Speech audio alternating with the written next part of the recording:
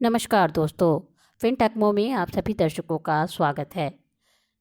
गणपति बप्पा यह नाम आते ही हमारे हृदय में भक्ति की धारा प्रवाहित होने लगती है। छोटे से लेकर बड़े तक हर कोई गणपति बप्पा मोरया का जयकारा लगाता है। लेकिन क्या आपने कभी सोचा है कि यह केवल एक नारा नहीं, बल्कि हमारे जीवन, संस्कृति, आध्यात्मिक साधना और ब्रह्मांडीय रहस्यों का उद्योदोष है। गणेश जी को विघ्नहर्ता कहा जाता है। वे केवल रुकावटें दूर करने वाले देवता नहीं हैं, बल्कि ऐसा भी समय आता है जब वे स्वयं बाधा उत्पन्न करते हैं ताकि हमें गलत दिशा में जाने से रोका जा सके। वे बच्चों की तरह नटखट भी हैं और असुरों का नाश करने वाले पराक्रमी योद्धा भी हैं। उनके 108 नामों में हर नाम एक नई ऊर्जा, एक नया रहस्य समेटे हुए है। गणेश पुराण के अनुसार उनके 32 अद्भुत रूप हैं, जिनमें हर रूप मानव जीवन और ब्रह्मांड के किसी न किसी गूढ़ रहस्य की ओर संकेत करता है। गणेश जन्म कथा, शिव पुराण का अमर प्रसंग। बहुत समय पहले जब भगवान शिव अक्सर असुरों और दुष्ट शक्तियों से युद्ध में व्यस्त रहते थे, तब माता पार्वती कैलाश पर्वत पर एकाकी जीवन जिया करती थीं। एक दिन वे स्नान के लिए जा रही थी और उन्होंने अपने शरीर के उपटन से एक बालक की प्रतिमा बनाई। अपनी ममता से उन्होंने उसमें प्राण डाले और वह बालक सजीव हो उठा। वहीं उनका पुत्र गणेश कहलाया।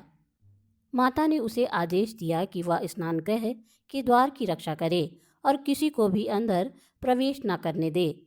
गणेश अपनी माँ के प्रति इतने समर्पित थे कि उन्होंने इस आदेश को अपना धर्म मान लिया। तभी भगवान शिव कैलाश लौटे।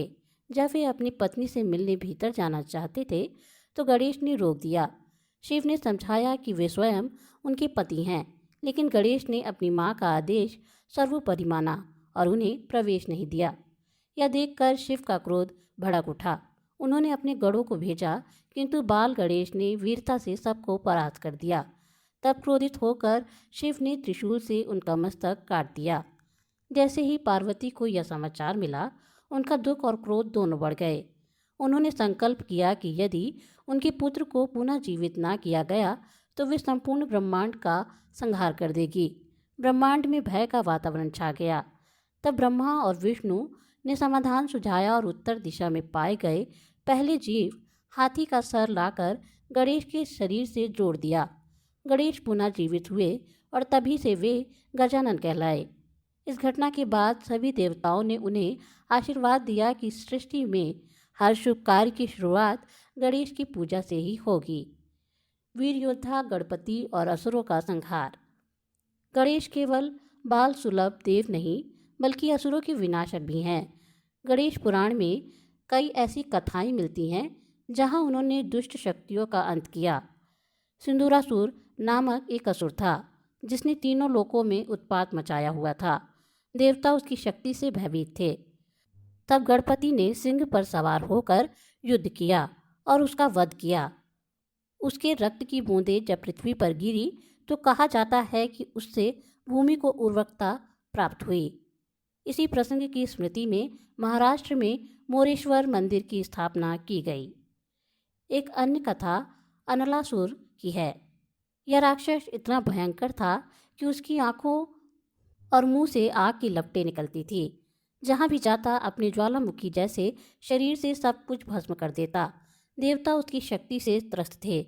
जब गणेश ने विराट रूप धारण किया और उसे एक ही बार में निगल लिया, किंतु जैसे ही उन्होंने उसे निगला, उनके शरीर में भयंकर जलन होने लगी। ऋषियों ने दुर्वा चढ़ाई और पूजा की, जिससे उनकी पीड़ा शांत हुई। तभी से गणेश पूजा में दुर्वा का विशेष महत्व माना जाता है। गणेश और कुंडलिनी शक्ति का रहस्य।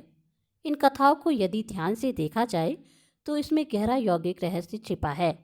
पार्वती यहाँ कुंडलिनी शक्ति का प्रतीक है, शिव आत्मा का प्रतीक है और गणेश मूलाधार चक्र का। जब तक गणेश की अनुमति ना हो तब तक आत्मा और कुंडलिनी शक्ति का मिलन संभव नहीं है। कुंडलिनी उपनिषद के अनुसार यह शक्ति रीढ़ की हड्डी के सबसे निचले भाग में मूलाधार चक्र में स्थित रहती है। जब गणेश की कृपा होती है तब यह शक्ति जागृत होती है और सहस्त्र तक पहुंचकर आत्मा से मिलन करती है। इसलिए हर साधना की शुरुआत गणपति वंदना से की जाती है। रहस्यमयी उच्चिष्ट गणपति तांत्रिक साधना का गुप्त रूप। गणपति का एक ऐसा रूप भी है जिसके बारे में सामान्य लोग बहुत कम जानते हैं। यह है उच्चिष्ट गणपति।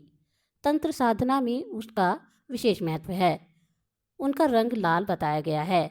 वे पद्मासन में विराजमान होते हैं और उनके साथ विघ्नेश्वरी नामक देवी होती है। उनकी मूर्ति में उन्हें कभी कभी अत्यंत विचित्र रूप से दर्शाया जाता है। कहा जाता है कि यह रूप यौन ऊर्जा और इच्छाओं के रूपांतरण का प्रतीक है। अघोरी और तांत्रिक इस रूप की उपासना करते हैं और मानते हैं कि इससे भीतर की सुप्त शक्तियाँ जागृत होती हैं। लेकिन यह साधना अत्यंत गुप्त और कठिन है, सामान्य भक्तों के लिए नहीं। विघ्नहर्ता और विघ्नकर्ता दोनों। गणेश जी को विघ्नहर्ता कहा जाता है। वे बाधाओं को दूर करते हैं, लेकिन कई बार वे विघ्नकर्ता भी बनते हैं। यदि कोई व्यक्ति अधर्म के मार्ग पर बढ़ रहा हो तो गणपति उनके मार्ग में अवरोध खड़े कर देते हैं ताकि वह रुककर अपने पथ को सही कर सके। यही कारण है कि हर शुभ कार्य की शुरुआत उनकी पूजा से की जाती है, क्योंकि उनके बिना कोई कार्य सफल नहीं होता।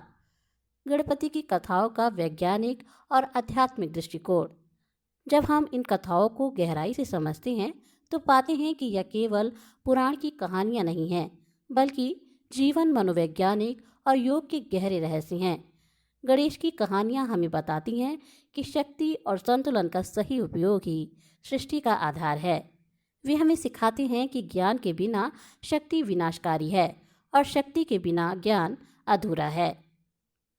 निष्कर्ष, गणेश जी के रूप में केवल पूजा पाठ तक सीमित नहीं है। वे हमारे भीतर के मूलाधार चक्र के रक्षक हैं। वे कुंडली जागरण के द्वारपाल हैं। वे असुरों का विनाश करने वाले योद्धा हैं और भक्तों के लिए सदा प्रिय बालक भी। यही कारण है कि जब पूरा भारत गणेश चतुर्थी पर गणपति बप्पा मोरिया का जयकारा लगाता है तो यह केवल भक्ति ही नहीं, बल्कि एक महान ब्रह्मांडीय सत्य का उद्योदोष होता है।